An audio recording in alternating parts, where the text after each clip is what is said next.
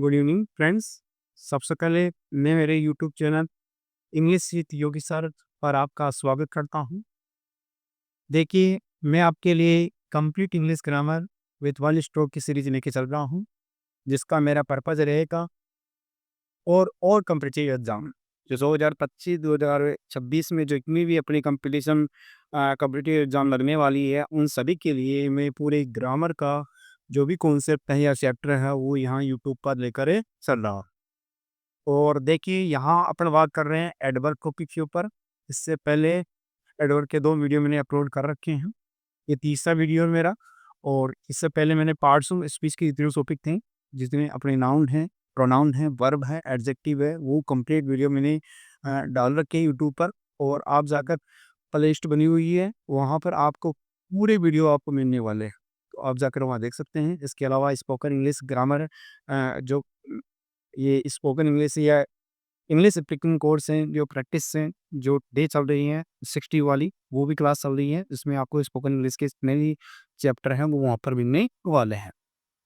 तो आप वहाँ पर देख सकते हो। अब अलग से वहाँ प्लेलिस्ट बनी हुई है। अब देखिए, बात करते हैं आज इन एडवर्ब के ऊपर। एडवर्ब किसे कहते हैं? एडवर्ब के अंदर ही इसका मीनिंग छिपी हुई है। जो वर्ब इन एडजेक्टिव और एडवर्ब को जो क्या होता है, मॉडिफाई करता है, वो क्या कहलाता है? एडवर्ब कहलाता है। अब देखिए, तीसरे एडवर्ब की बात करते हैं। टाइप की बात अपन ने करी थी, पहले न्यू मिल जाएगी आपको। आज अपन बात करते हैं तीसरे वाला की, एडवर्ब ऑफ मैनर। तो देखिए, इसे कहते हैं भाई the adverb that answer of how, जो क्या पता व्यक्ति के व्यवहार को, उसके तौर तरीका, उसके ढंग को बताता है या आंसर देता है, वो क्या कहलाता है? एडवर्ब पे मैनर कहलाता है। जो हाउ का आंसर देता हो, वही क्या कहलाता है? एडवर्ब पे मैनर कहलाता है। अब कौन कौन से वर्ड आते हैं जो मेरे को शो करते हैं? तो देखो, इजीली है, नाइसली है, सराउली है, बैडली है, ब्यूटीफुली है, साइलेंटली है, बैडली है, हैप्पीली है, आइडियली है। ये सारे वर्ड क्या करते हैं भाई? किसको दिखाते हैं? ये एडवर्ब मेरे को दिखाते हैं। जैसे अपने एग्जांपल देखते हैं। सीता टॉक्स मी नाइसली। सीता मुझसे है ना बहुत ही अच्छी तरह से क्या करती है? बात है कर। तो देखिए, प्रश्न कीजिए, हाउ डज सीता टॉक मी? सीता मुझसे कैसे बात करती है? देखिए, हाउ से प्रश्न किया ना आपने, और हाउ का आंसर आ रहा भी नाइसली। वो मुझसे बहुत ही अच्छी तरह से बात है करती है। तो नाइसली कौन सा अभी एडवर्ब पे मैनर है। Ram solve this question easily.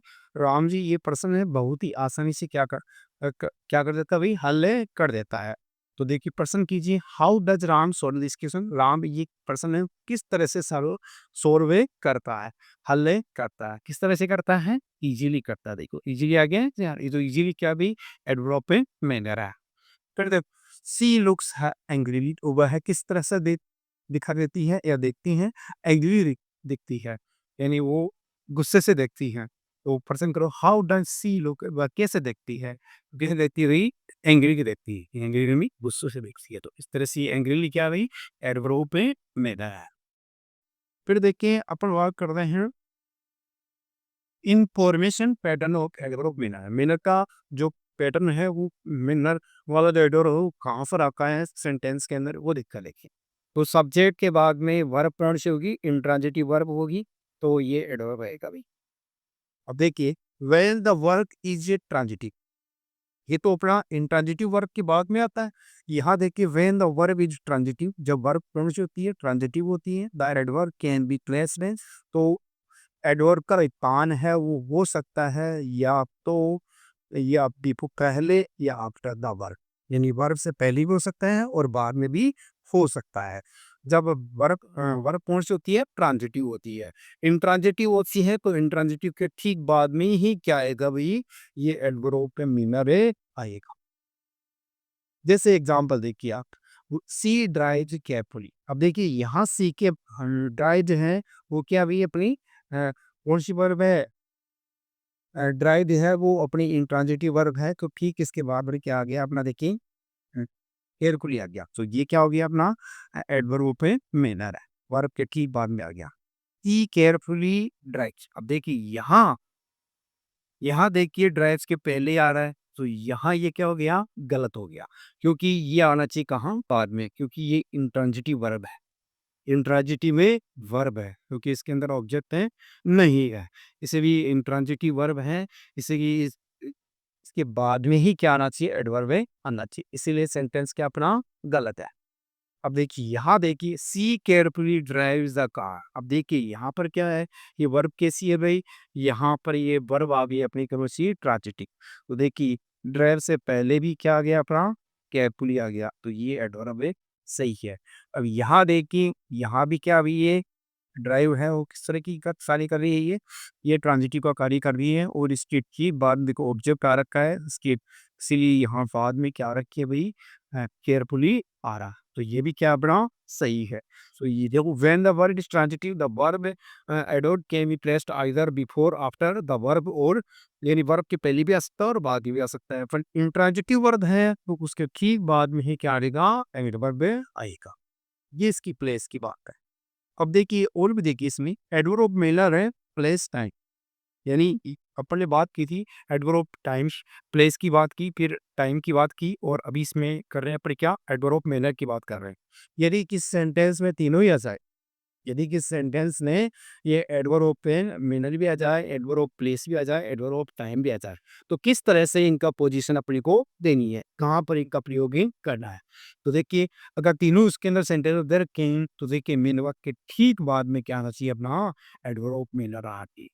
फिर एडवर्ब मेनर के बाद में एडवर्ब प्लेस आना चाहिए, ये कोई ये पी, यहाँ एम का मतलब एडवर्ब मेनर है, पी का मतलब एडवर्ब है प्लेस है, और टी का मतलब एडवर्ब है टाइम है। तो जब भी ये तीनों आते हैं एक साथ में, जब वो मेनर भी आ रहा है, प्लेस भी आ रहा है और टाइम भी आ रहा है, तो इनका क्रम है वो इस तरह से होना चाहिए कि वर्ब के ठीक बाद में क्या आना चाहिए, मेनर आना चाहिए, मेनर के बाद में प्लेस आना चाहिए, प्लेस के बाद में क्या आना चाहिए, टाइम आना चाहिए। इस तरह से अपना ये सेंटेंस है वो सही माना जाता है। जैसे देखिए Sita beautifully sang yesterday at her college. अब देखिए यहाँ पर देखिए सेंग क्या एक वर्ब है, वर्ब के पहले क्या आ गया, मेनर आ गया, मेनर आ गया, इसके बाद में क्या आ गया अपना ये प्लेस ये टाइम आ गया, और फिर इसके बाद में क्या आ गया, ये प्लेस आ गया। तो ऐसा क्रम तो है ही नहीं, एम पी टी, और यहाँ क्या बन रहा है, ये एम टी पी, ये क्रम क्या हो गया, रॉन्ग, इसलिए ये गलत है। तो देखिए दूसरा देखिए सीता सेम, सेम के बाद वर्ष के बाद में क्या आ गया, मेनर आ गया, बिल्कुल राइट अभी। फिर इसके बाद में क्या आ गया, प्लेस आ गया, और फिर लास्ट में क्या आ गया, यस्टरडे, यानी टाइम आ गया, यानी क्या बन रहा है अपना, एनपीटी। इसका मतलब ये सेंटेंस बिल्कुल सही है। इस तरह से आपको दही देना है। यदि किसी सेंटेंस में तीनों आ जाते हैं तो सबसे पहले वर्ब के बाद में क्या आना चाहिए, मैनर आना चाहिए, मैनर के बाद में आपका प्लेस बढ़ाना चाहिए, एडवर्ब प्लेस आना चाहिए, और प्लेस के बाद में ही आपका क्या आना चाहिए, एडवर्ब पे टाइम में आना चाहिए। इस तरह से आप सेंटेंस को सी करोगे। अब देखिए आती एडवर्ब टाइम, सेंटेंस है प्लस एडवर्ब। एडवर्ब टाइप की बात करते हैं, सेंटेंस के बाद में एडवर्ब आता है या एडवर्ब है प्लस सेंटेंस, दोनों हो सकते हैं। यानी सेंटेंस के बाद में भी आ सकता है एडवर्ब टाइम, और सेंटेंस के पहले भी आ सकता है। जैसे देखिए I will teach you tomorrow, अब देखिए यह कहाँ आ रहा है भाई, सेंटेंस के अंत में आ रहा है, और tomorrow I will teach you ये कहाँ आ रहा है, सेंटेंस के पहले आ रहा है। दोनों तरह से अपन इसमें एडवर्ब टाइम का यूज कर सकते हैं। किंतु देखिए इस सेंटेंस में इस तरह से तीन तीन टाइल दे रखे हो, तीन तीन मतलब है छोटा, फिर उससे बड़ा, फिर उससे बड़ा, इस तरह से कोई टाइम दे रखा हो तो उनका यूज कैसे कर देखिए। जैसे एग्जांपल अपना, he was born at 3 o'clock on Deepavali evening in 1991। ये सेंटेंस दे रखा है। अब इस सेंटेंस में देखिए आप सबसे पहले ये टाइम की क्या आ रही, छोटी इकाई है, क्या आ रही, सबसे छोटी इकाई, ये अपनी है छोटी इकाई, ये टाइप की क्या हुई अपनी छोटी इकाई है। फिर इसके बाद में ऑन दीपावली ये क्या हो गई, इससे बड़ी, बड़ी इकाई है थोड़ी, इससे बड़ी इकाई है, और अंत में क्या है अपना इन 1991, ये सबसे बड़ी इकाई है, ये टाइम भी क्या हुई, सबसे बड़ी इकाई है, सबसे बड़ी इकाई। तो इस तरह से आपका सेंटेंस बिल्कुल सही होना जरेगा। ऐसा ही होना चाहिए कि आप मान लो यहाँ पर ऑन दीपावली इवनिंग को पहले लिख दो, फिर उसके बाद थ्री और लिखो, फिर 1991 लिखो, ऐसे अपना सेंटेंस क्या बनेगा, रोंगे हो जाएगा। तो ये ध्यान रखना कि सेंटेंस में अगर पैन की तीनों यूनिट आ रखी है, तीनों इकाइयाँ आ रही है, तो सबसे पहले उस सेंटेंस में आपको सबसे छोटी इकाई को पहले रखना है, उसके बाद में उससे बड़ी इकाई इकाई को रखना है, उसके बाद में आप क्या रखना है, सबसे बड़ी इकाई को रखना है। इस तरह से आप सेंटेंस प्रयोग करोगे तो आपका सेंटेंस सही माना जाएगा। तो देखिए आज अपन इस वीडियो के माध्यम से किसकी बात की है, एडवर्ब मैनर की बात की है, उसके प्लेस की बात की है कि वो किस तरह से उसका यूज किया जाता है, कहाँ पर वो उसका रखा जाता है। इसके बाद में अपने एडवर्ब मैनर प्लेस टाइम के तीनों के बारे में है ना वो अलग अलग है, उनके डिफरेंट है, किस तरह से वो सेंटेंस में यूज किया जाता है, उनके तरीके को अपन ने बताया है कि किस तरह से आप सेंटेंस का यूज करो। फिर एडवर्ब टाइम के अंदर सीक्वेंस है किस तरह से रखा जाता है और किस तरह से टाइम की छोटी से बड़ी इकाई की तरफ अपने चाहते हैं।